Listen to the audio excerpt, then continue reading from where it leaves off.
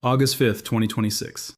Right now, if you've been watching this channel over just the past week, you've seen a genuinely startling run of earthquake headlines. A deadly quake sequence in Venezuela, a magnitude 7.1 that collapsed a shopping mall in Kumamoto, Japan, an earthquake swarm beneath Naples that just broke its own record for the second year running. And that's on top of ongoing concern about the San Andreas Fault sitting under stress levels not seen in 1,000 years. It genuinely feels like the ground hasn't stopped shaking somewhere on this planet in weeks. So today we're asking the question so many of you have been leaving in the comments. Are earthquakes actually happening more often, or does it just feel that way? We're going to walk through exactly what the actual data says, why seismologists at agencies like the USGS give a surprisingly consistent answer to this question every single time it comes up. What's actually driving the sense that things are getting worse, even when the raw numbers aren't? And one genuinely legitimate scientific link between a warming planet and seismic activity that's worth understanding on its own terms. Before we get into it, hit that like button, subscribe to the channel, and tap that bell icon so you get notified the moment the next major quake breaks. Because based on this year alone, it's not a question of if, it's when. And stick with me through this one because the actual answer here is more interesting and more useful than a simple yes or no. Drop a comment right now, genuinely. Before we get into the data, what's your gut instinct? Do you think earthquakes are becoming more frequent, or do you think it's mostly a matter of how much more of the world we can see now compared to even a decade ago? I want to hear where you land before we walk through what the actual seismological record shows. Now let's get into it. Let's start with the baseline number every seismologist working today treats as close to gospel, because it's been remarkably, almost eerily stable for as long as we've had the instruments to measure it accurately. On average, the planet produces roughly 15 earthquakes of magnitude 7 or greater every single year. Not close to 15 in some years and 40 in others, genuinely close to 15, year after year, going back through decades of consistent, high-quality instrumental data.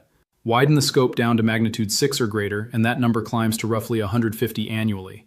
Widen it further to magnitude 5 or greater, and you're looking at approximately 1,500 a year, worldwide. In the United States alone, a country with dense seismic monitoring coverage, we experience roughly one magnitude 5 or greater earthquake every single week, though the overwhelming majority of those happen in Alaska, a region so seismically active it barely makes headlines domestically, despite producing more strong earthquakes than almost anywhere else in the country. These aren't estimates pulled from a single agency's internal model. They're drawn directly from the National Earthquake Information Center's long-running global catalog, and the British Geological Survey's independent analysis of the exact same underlying data arrives at the same conclusion using its own separate methodology. Both agencies, working from decades of consistent instrumental records, describe the same finding in almost identical language. A quick look at earthquake statistics over the past 2 decades shows no dramatic, sustained increase in how often the planet actually produces major earthquakes. That finding tends to surprise people, and it's worth sitting with exactly why. Because the disconnect between what the data shows and what it feels like scrolling through headlines is really the entire heart of this story. The United States Geological Survey has fielded this exact question so consistently over the years, particularly whenever a cluster of significant quakes hits in a short window, that they maintain a standing, detailed public explanation specifically addressing it. Their answer breaks down into several distinct, well-documented reasons, and understanding each one individually is genuinely useful for making sense of not just this specific week's headlines, but every future stretch of clustered seismic activity you're likely to encounter going forward. The first, and probably the single most important factor, is something seismologists call earthquake clustering, and it comes down to basic statistics rather than any underlying geological shift. Earthquakes are what statisticians describe as a quasi-random process, meaning that even though the long-term average stays remarkably consistent, individual events don't distribute themselves evenly across time like clockwork. Instead, exactly the way flipping a coin repeatedly will occasionally produce a run of 5 heads in a row purely by chance, even though the underlying odds never change, seismic activity naturally clusters into stretches where multiple significant earthquakes occur close together in time, followed by quieter stretches where very little happens. The USGS is explicit about this in their own public guidance, stating plainly that a temporary increase or decrease in seismicity is part of the normal fluctuation of earthquake rates, and that neither an increase nor a decrease in worldwide activity is a positive indication that some larger event is imminent. Here's the psychological trap embedded in that statistical reality, though, and it's genuinely one of the most consistently underappreciated aspects of how humans process this kind of information. People notice the clusters. Nobody writes a headline or films a video about the quiet 3-week stretch where nothing significant happened anywhere on the planet. But the moment 3 or 4 notable earthquakes land within the same week or two, exactly like this past week's run of Venezuela, Kumamoto, and the Naples swarm, That cluster feels significant and memorable precisely because it stands out against the quieter baseline we've all essentially trained ourselves to ignore. And on top of that, human memory itself works against accurate pattern recognition here, because we consistently forget the previous cluster once enough quiet time has passed, meaning each new run of earthquakes tends to feel unprecedented, even when a very similar cluster occurred 18 months earlier and has simply faded from collective memory. The second major factor behind why this feels like an unusually active period, even when the raw frequency data doesn't support that conclusion, comes down to something far more mundane but genuinely significant: instrumentation. The USGS points out directly that their own earthquake catalog contains a measurably increasing number of recorded earthquakes in recent years, and the reason isn't that the planet has become more seismically active. It's that we've dramatically improved our ability to detect and record earthquakes that would have gone entirely unnoticed by instruments even 20 or 30 years ago. The National Earthquake Information Center now locates approximately 20,000 earthquakes around the globe every single year, working out to roughly 55 per day, a detection rate that reflects a vastly expanded, more sensitive global network of seismometers compared to what existed in previous decades. More instruments, placed in more locations, with better sensitivity, simply means we're catching earthquakes today that would have gone entirely unrecorded and unnoticed a generation ago, creating the appearance of increased activity in the historical record, even when the actual underlying rate of significant, damaging earthquakes has remained genuinely stable. The third factor is probably the one that resonates most intuitively once you hear it laid out clearly, and it comes down to how dramatically global communication and media coverage have transformed over the past 2 decades.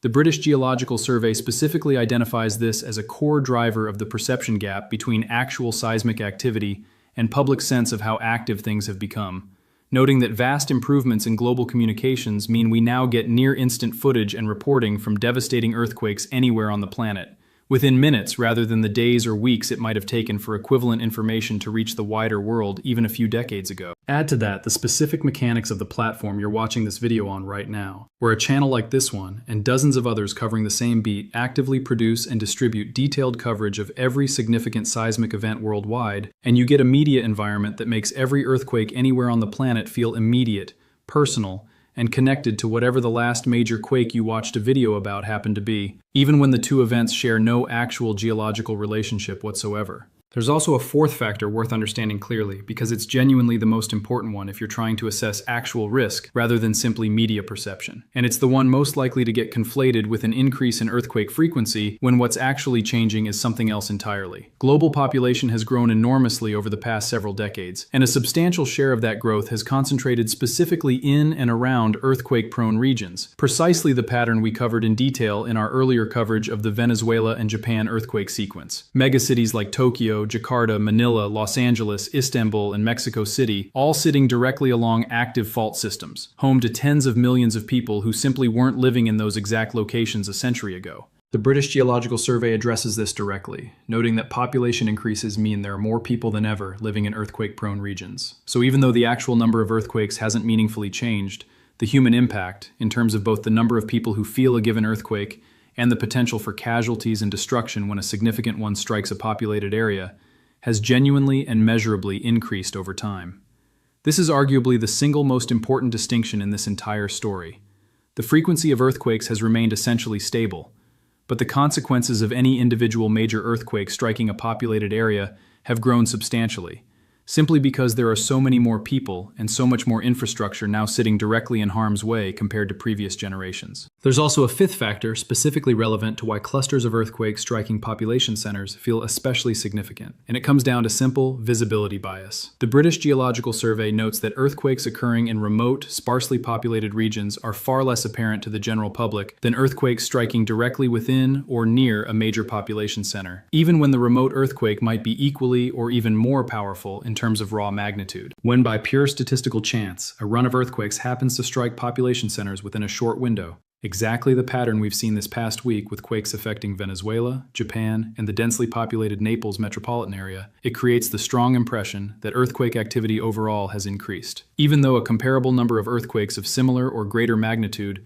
were almost certainly occurring in remote ocean trenches, sparsely inhabited mountain ranges, or Alaska's own seismically hyperactive but sparsely populated interior during that exact same window. simply without anyone noticing or reporting on them. Now, it's worth being genuinely fair and complete here, because dismissing every concern about earthquake trends as pure statistical noise and media bias would actually be oversimplifying the science in the opposite direction. There is at least one area of legitimate, published, peer-reviewed research suggesting a real, physical mechanism connecting a changing climate to changes in seismic activity, and it deserves to be understood accurately rather than either ignored or overstated.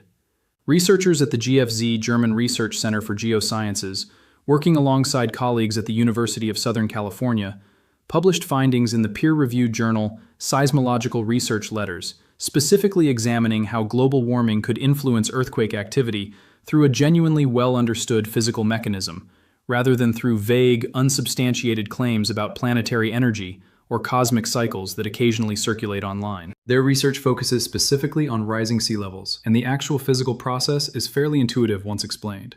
As global sea levels rise due to melting ice sheets and glaciers, combined with a thermal expansion of warming ocean water, that additional water mass adds measurable physical pressure onto tectonic faults located near coastlines. And that added pressure can genuinely alter the stress conditions and seismic cycles of faults in those specific coastal regions over time. The researchers' assessment, based on this documented physical mechanism, is that continued global warming could contribute to more frequent, and in some specific cases, more powerful, earthquakes in particular coastal regions around the world over the coming decades. A genuinely different and far more scientifically grounded claim than the kind of sweeping, unqualified assertions about global earthquake frequency that circulate widely online without solid, peer-reviewed backing. It's worth being precise about what that GFZ research actually claims and doesn't claim, because the distinction matters enormously for accurately understanding this topic. This is a regionally specific, mechanistically explained hypothesis about coastal faults specifically being influenced by the added physical weight of rising sea levels, not a claim that climate change is broadly increasing earthquake frequency worldwide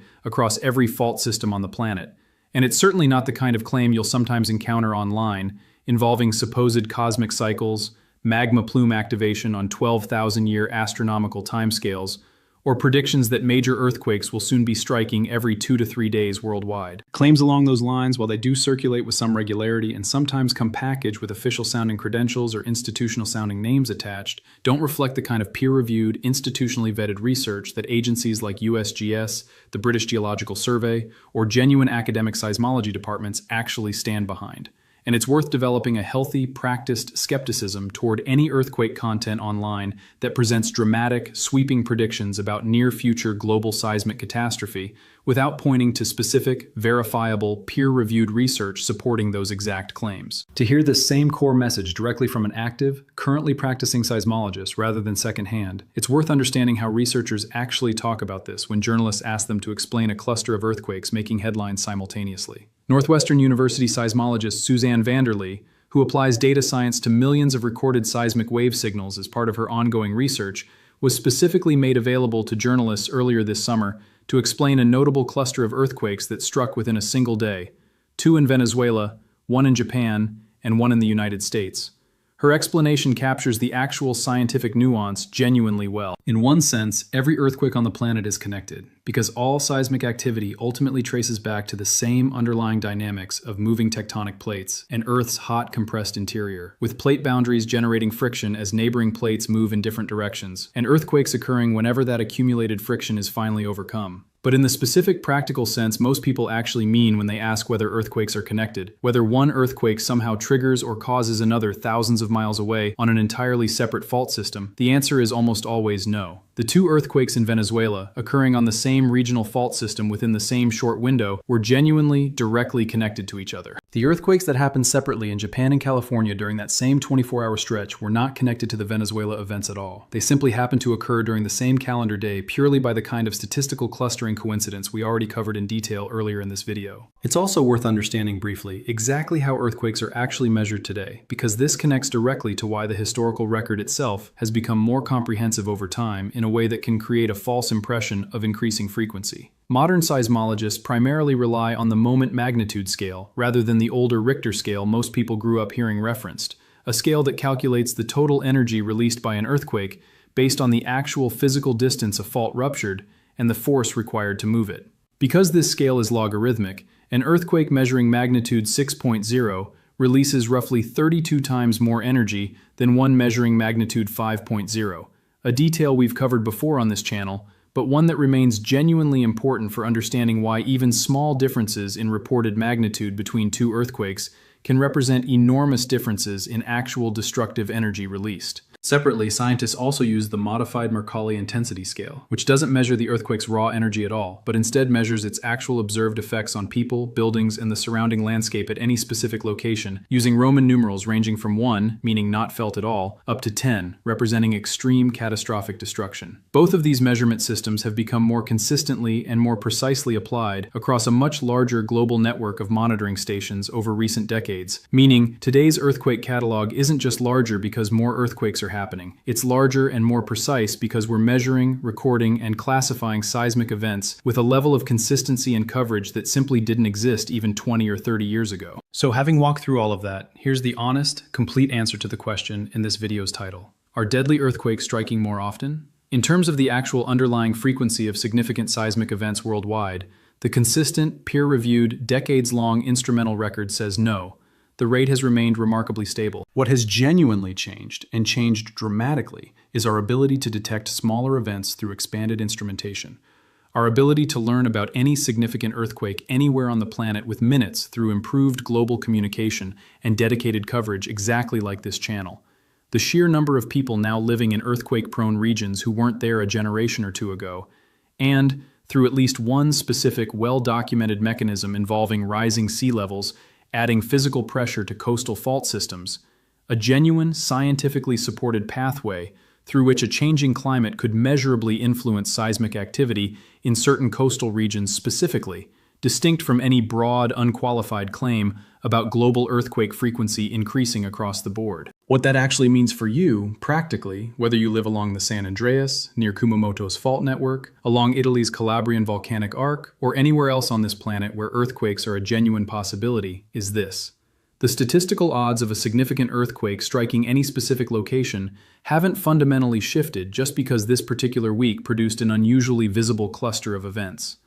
What has genuinely, measurably increased is the number of people now living in harm's way when a significant earthquake does eventually strike, which means earthquake preparedness matters just as much, arguably more, than it ever has. Not because the ground itself has become more dangerous, but because so many more of us are now standing on it in exactly the places where danger has always existed.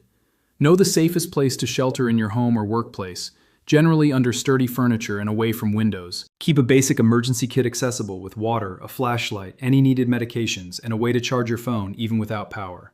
If you live near a coastline, know your evacuation route to higher ground in case a tsunami advisory is ever issued following a shallow, powerful earthquake nearby.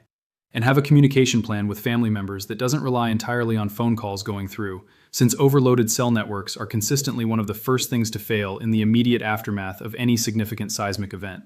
Exactly as we saw play out during this past week's Kumamoto earthquake coverage. Stepping back from the individual data points, here's the piece of this story genuinely worth carrying with you the next time a cluster of earthquake headlines rolls through your feed, whether that's next week, next month, or a year from now.